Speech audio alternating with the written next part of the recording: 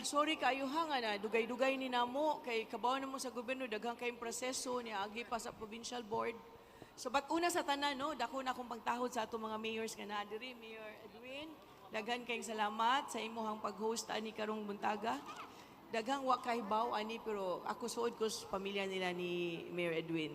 Og swerte kay mo kay botan kayo mayor diri sa Medellin. Unya ako gihan pag yung kayo magsigilag panawag nako. But okay na Mayor, tawag lang yun, naragid minimo. O Mayor Arabis sa Daan Bantayan, itong Batanon nga butan sa Damayor, no? Swerte kay ning 4th District. Ug ato ang Provincial Board Member, Attorney Nelson Mandigo, may buntag board. Ug atong mga municipal officials, ato ang mga department heads sa DSWD, ug kaninyong tanan, mayong buntag. Dako kay ko kalipay no nga nadayon na gyud ni dugay na gyud ko nagsigig kanang bisan man dagyaw-yaw kay di man sa kuyaw-yawan nagsigig pag follow up dito sa iba roast nagsigig follow up dito nga ato na ning mahatag pero timing ra sad karon kay tungod sa atong crisis no sa kani atong gasolina kay balaw ko dili lalim ang kahimtang karong panahona maubitaw na nga politika, nagpalayo una ko. Kaya akong gusto nga na ako'y mahatag ninyo. Kaya kung magpatuga-tuga ko o apil aning politikanhon karon, wa jud tay mahatag ninyo.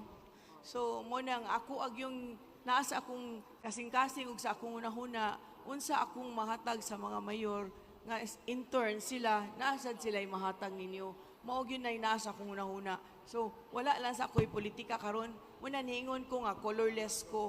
Kay di ko gusto nga maapilag politika ning ako ang trabaho.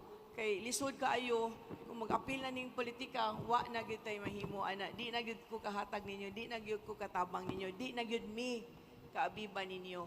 I just want you to know nga inyong provincial government naara gyud nagpaluyo kaninyo. Ug dili lang karong panahona, even during the calamity. Kaning duha ka mayor, saksi man yun ni sila nga on the day nahitabo to that night. Wala pa ko'y tulog. Pero ni anhig yun ko, ni agi yun kong Medellin. Ni agi yun ko, dito yun kong Daan Bantayan.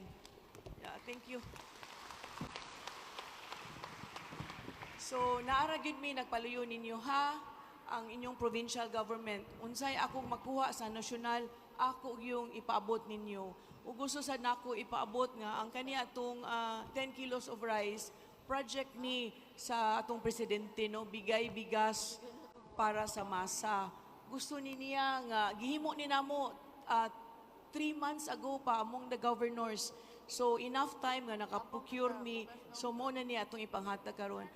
Proyekto ni President Marcos. O gusto sa ko magpasalamat sa ato ang national government nga grabe ilahang suporta diri kanato.